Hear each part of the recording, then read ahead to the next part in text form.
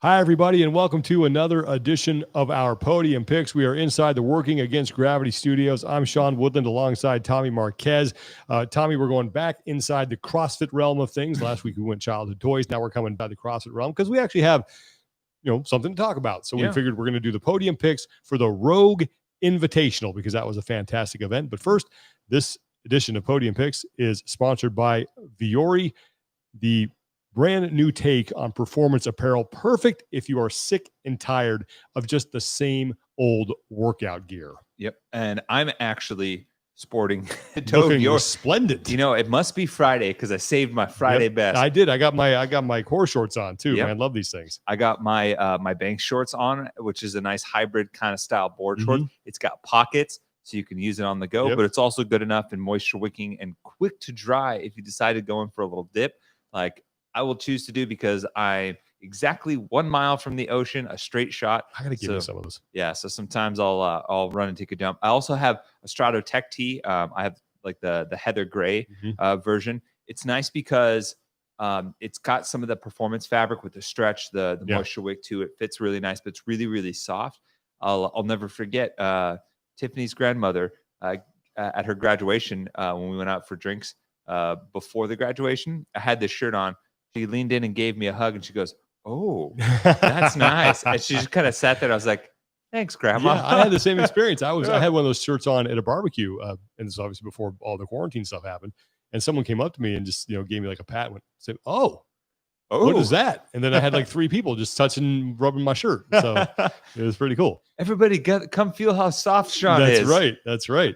Oh yeah, but yeah, I mean, I love it. Whether it's the joggers that we use a ton during. Great. Oh man, we got some. Tiff has a short collar sweater that's like it's almost like a turtleneck, like a quarter turtleneck. That's her answering the door sweater. Yeah, my wife bought a bunch of their stuff and she absolutely loves it. And if you guys want to try it out, you go to vuoriclothing.com/elite. And on that landing page, there's going to be a code. So just copy that code. When you get to checkout, you paste it into into the code. And when you're checking out, and you're going to get 20% off your first order. You'll also get free shipping on any orders inside the United States, and you will also have free returns. So you really have nothing to lose. So yeah, definitely check them out. And I love their stuff, and I can't wait to get some more of it. I actually bought some AIM shorts. I got the Ponto shorts, which are great. So you can't go wrong with any of it. Super, super fantastic. Happy to have them on board here. So that's vuoriclothing.com/elite. Find the code, paste it at checkout, and then you'll get 20% off. And man, you'll just it's an investment in your happiness. Yeah. Sorry. Speaking of investments, I was going to say we can. I think they're open for more clients too, but for Working Against Gravity, head over because I think they're getting close. Maybe they'll have some openings for new clients that are taking on for nutrition. So since we got a deal for people, $50 off, over to Working Against Gravity and use Elite 50. Yeah, because. If you're like me and I got to lean out for 4th of July. It's the summertime. Yeah. You got to get that get into freedom shape. Yep.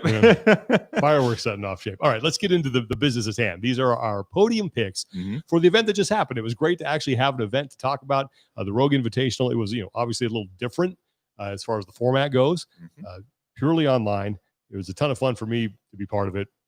Super honored to be part of it and the team that put that on. But there were some great moments. So we said, you know what, let's do podium picks for our best moments from the Rogue Invitational. And we will do, not only we will do the top 3, that's what we always do, but we will do Dark Horse and Spirit of the Games. Now, I started last week.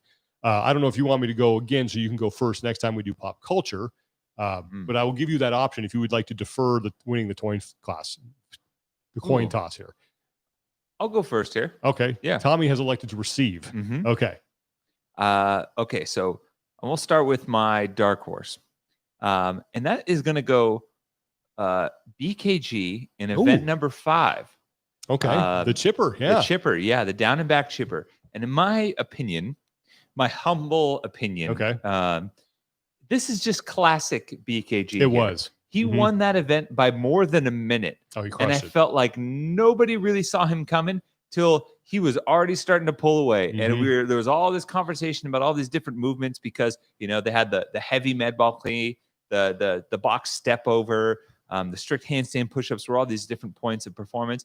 And at any one of those particular ones, you might not immediately think BKG is going to smash this. But when you collect it all together in this mixture of skill and adaptability and things like that, suddenly, all of a sudden, you look around, you're like, wait, who's that guy? And why is he in front? Yep. And he sneaks up on you time and time again for some reason. And he just continues to put down some really quintessential performances. That's why he's a multiple-time podium finisher. I think he's 3 times on the podium now. And I thought it was really cool because the chippers are such fun events. And when you have new movements and things like that, I'm always excited to see who figures it out. And it's one of those ones where I'm like, of course he figured it out. And of course he figured it out before everyone else. Yep. And you know, he finished like I said, a minute ahead of Pat Vellner. That's incredible. That's a good spirit of the game. Is that your dark horse or spirit of the games? Dark horse. Dark horse. Okay. My spirit of the games is Chandler Smith's 360 clean and jerk on the Army's birthday. Oh, that's a good one. I like that one a lot. And because I feel like the spirit of the games kind of encapsulates that, like that fighting spirit, even in the face of adversity or poor technique, or missing a finger, you know, and you know, he ends up pulling the heaviest clean and jerk. And you know, like you said, you know, the U.S. Army Warrior Fitness Team is a sponsor, and we featured him that week leading up. And what does he do? Goes out and wins one for the Gipper. And I just felt like the way he muscled through that and just kind of like grit and bared it. First off, the intestinal fortitude it took to save that jerk. I mean, can you just pressing that out the way he did? Even I know it wasn't far, but still. We watched it. Tiff was just like, oh gosh. Like I think a lot of people were. And I was like, she was like, there's no way he's hitting that. I'm like, he might. Like, he's like the guy that could run through a wall, and then he like somehow ended up with it overhead. I'm like, oh, dude. That was impressive. Yep. Okay, so those are your dark horse and spirit of the game. So I will start with my dark horse because I think this is a good play off what you just talked about.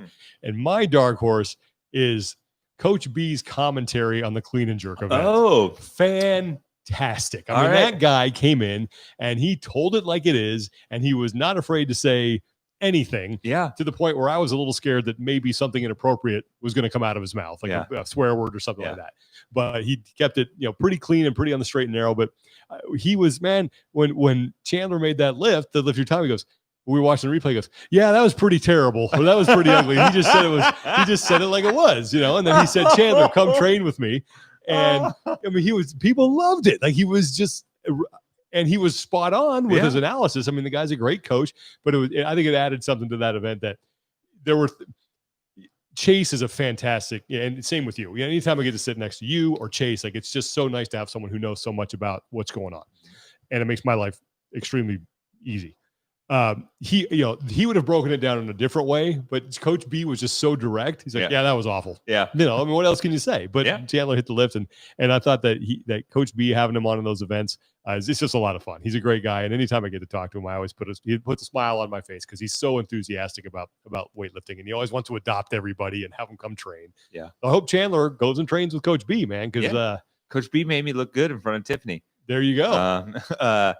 We were like, I think Amanda Barnhart's first jerk when it got really, really heavy, maybe at 250. She was like, "Oh man, she's so strong," and I was like, "That was an awful jerk." And she kind of like looked at me, and I was like, "I mean, not awful, but like," and I clarified, I was not like, pretty. It was effective. It is effective, but not pretty. And I'm like, she could do so much more if she had like if her footwork and technique held up. And then sure enough, Coach B goes right in, and I was like, off the hook. Thanks, Coach B. Bailing me out. Okay, so that's my dark horse. My spirit of the games, and this one is a little different as well, but my spirit of the games goes to just the broadcast team and what they were able to do. And I am not included in that because I had the easiest job.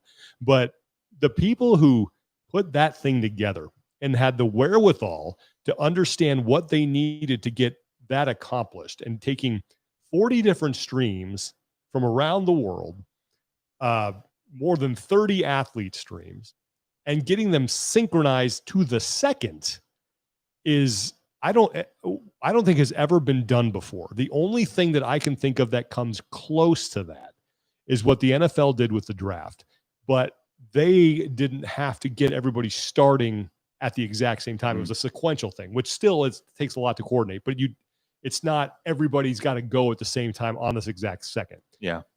So the people who put that on, Rogue folks at Rogue, our friend Charlie Doobie, who produced it, hats off to them, man, because that was that to me is a good spirit of the games, because that they worked really hard to get that going, and there was about 10 billion things with every second that could have gone wrong, and only a couple times did we have minor little glitches. We expected feeds to drop, that happened, but there was nothing major that really conked out. So I give them a ton of credit for that. Have we checked on Charlie? Is he okay? I talked to him the other day. I think he slept for about 48 straight hours, and now I think he's back at it. Oh man! All right, now we get to the podium. Okay. Let's go. Okay. All right. My third place is Hayley Adams on event 3. That's a good one. I didn't think of that one. It was like past. So day one was like a past, present, and future for me. Right. Mm-hmm. So, the present was Tia Toomey winning the first event. The past a little bit was Sam Briggs winning event 2, and then the future was Hayley Adams winning event 3, right? Mm-hmm. But seeing Hayley, because I felt like it was an interesting workout, right? Because there was a buy-in with a heavy rope, so many toes to bar, and the just time on the bike, especially when you're just doing it by yourself. Like big chunks like that with the toes to bar and the bike just gets so monotonous. Mm-hmm. And to see Sam Briggs set the best time in the first heat. Yeah. And then to have Hayley Adams come up and step up like, all right, I got it from here, and take it over and win against basically, the best in the sport without, having any sort of semblance of like backing down from the moment and just being in her element. I thought that was super cool. And I think it was a continuation of some of those flashes of brilliance that we've seen from her in the past. Yeah, that's a good one. I like that one a lot. I totally didn't even think about that. So well done on that. So my third place is going to go to Colton Mertens, who bookended the competition with event wins. He won the opening event, and then he won the final event with a time of like 2:42, just smashed that last one.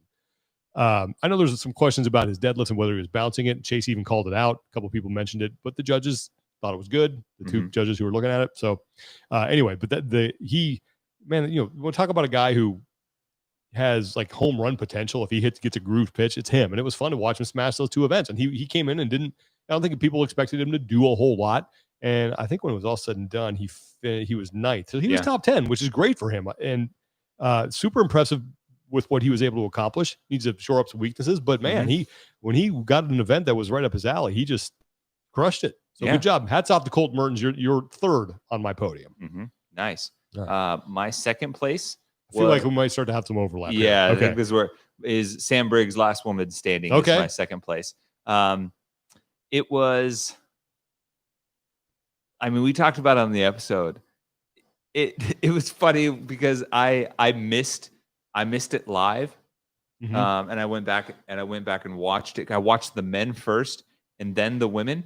So I saw the men and I saw the winning score from Velna at 131, and then I went back to the women and Sam Briggs, and she like blasts right past it, and I'm like, oh, okay, so the women are going to outdo the men on this one. I'm like, by a little bit, by a lot of bit. I'm like, sweet potato fries. She is like. She's just not human. I mean, if you remember, Sam Briggs won 14.1, which was the snatches and at the same weight at a similar style workout, ton of snatches and some double unders, and her ability just to blow workouts out of the water even at 38 years old. I think that was just such there are a handful of new age fans, right? That can't fully appreciate like prime Sam Briggs, right? Because they got into it in the last couple of years. Sure. She still has still won events but she just hasn't quite had that same aura around her. And to me, that kind of brought that back up. We Yeah. get to relive that moment a little bit. So, well, here's what we're gonna do, because I'm guessing I know what your number one is. Yeah. So I'm gonna let you go that, because I think you and I are gonna have the same two. yeah. But in different order. I'll just little tease. So I'll let you go ahead with number one. Okay. So my number one is Tia's 270 clean and jerk. To me, and it was such a highlight for to me. Like I've been fascinated by Tia's transformation on a mental standpoint, you know, and we talked about this on the episode too. That how in 2016 she was just a different person mindset wise, and she's just become this mental giant in terms of competition. And it doesn't matter when, it doesn't matter where. She is like the person. She is like the consummate competitor that I think just thrives on competing with people now.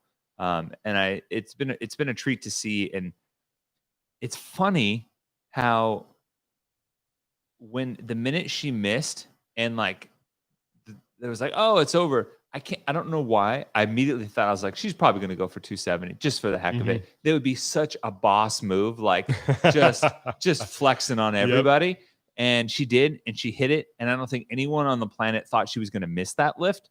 And she stuck it. And then she just kind of let everyone know who's who in the zoo. That's right. You know, who's the lady boss that just crushed everybody. I mean, that happened what?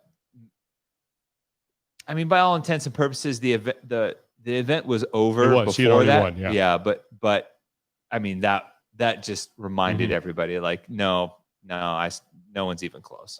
Okay, well, this is good, because you and I picked the same final two, but I put them in different order. Oh, okay. So my number two, I went with Tia's 270, and this is from a pure competition perspective, and I agree with everything you said, especially the flex at the end. You went, okay, if she knows that there's no one who can touch her right now, and she's so humble about it too. Actually, I mean, in competition, she has no problem letting you know that she just stomped you into the ground. But out of competition, when you talk to her, she's very humble about it. And I respect the hell out of that. I love someone who can flip the switch and go out there and just be an assassin, and then step back and be one of the great ambassadors of the sport and be extremely kind and humble. I love that. That roar never felt braggadocious. No, exactly. That's exactly what I'm saying. I think that's really key to that. I think that was what made it so. It's like that's not like doing it for the sake of doing it. That's just pure unbridled passion right there. And you're like, oh man, I could run through. I imagine that's what's walking down the tunnel at the Coliseum was like. I almost hit under the desk after she hit that. Shelter in place where you are, because stuff's happening. But from a competition standpoint, she was so close. Yeah. She was close. It wasn't a giant blowout victory. I'm not trying to take anything away from how impressive it was. So that was my number two. And that's why I picked Sam Briggs at number one, because she did 211 power snatches in the last woman standing portion of that event. That was on top of the 50 that she had already done. And she did so many that for a second, we thought that the 211 included the 50 that she had previously done. And I think Annie Thorisdottir, who was guest commentating for that event, brought that up and said, well, does that include the 50? And I went, oh yeah, that must include the 50. And then I went, and I started looking at my math, and I said, oh, no, that did not include the 50. She did 211. And it was so far ahead of what anybody else had done, men or women. That's why, to me, that was the most impressive thing, because for a 38-year-old woman who's now competed in every division that you can possibly compete in, except for the teams at the games, she's been a master, been an individual, she still, to your point, shows that she still has some of that peak Sam Briggs. And I remember I got a message from somebody who said, why are you talking about her age? It's, you don't mention that with the men. And I wanted to say, well, are any of the men 38? Yeah. She should not be competing. She should not be doing that with this group of athletes at that age. Yeah. So that's why I had to go number one with Sam Briggs. And it was just great for me to see what peak Sam Briggs is. That when you go back to 2013 and that year when she won the games, when she just crushed everybody. I mean, it was good to get a little taste of that, and I'm glad that the new fans got to see Sam do what Sam does. But yeah, that's why I picked that number 1 over Tia's. Even though Tia's, I think, from for the final celebration got me maybe a little more fired up. But once I put it in context, I was like, I got to go with Sam Briggs. Mm-hmm. So, oh man, anything that you left out that you wanted to put on? I had just Vellner's performance as a whole. Yeah, I'd agree with that. Just felt like it was like, I feel like every time he's touched the competition floor, it's been basically just a big middle finger to his result at the games, Mm-hmm. you know? I was super impressed by that. Trying to think. Saxon finishing 5th. Big. There wasn't I don't know if there was any one individual performances beyond that. Obviously, you bring up some great things. The media coverage was fantastic. I was crazy impressed at how that went. Yeah. I got one for you. Okay. This is one that I probably should have put on, and maybe Cara Saunders. Yeah. Finishing top 3 when she hadn't competed in forever, was competing by herself and was doing it in the middle of the night in Brisbane. That's man. That's pretty incredible. I would not have been I would have been dog duty, trying to get up in the middle of the night and compete. Oh, had to shake off some fog there. There's no way I could have done that in the middle of the night. But I would give her maybe an honorable mention for what she was able to pull off, because that was incredible. So yeah, totally. All right. Well, that's it. That's this week's Podium Picks. It was great to talk about a competition. It was great to relive some good moments from competition. Hopefully we have more of this coming up. We've got to figure out when the games are going to be, and we have, the Mayhem thing. So yeah, we'll have to do more of that, but appreciate you guys tuning in. Thanks to WAG for being the presenting sponsor here. And once again, thanks to Vuori. If you guys want to check out their stuff, go to vuoriclothing.com/elite. On that landing page, there's going to be a code. You want to copy that code. You pop it in at checkout, and you're going to get 20% off your first order. You'll get free returns on any orders inside the United States and free shipping. So yeah, definitely check out their shorts. I'm wearing my core shorts. Tommy's got on the bank shorts and one of the shirts. You're full. I'm full Vuori today, man. Exactly. So vuoriclothing.com/elite. It's an investment in your happiness, guys. You're not going to regret it. So that's going to do it for us for this edition of Podium Picks. Thanks so much for joining us, and we will talk to you soon.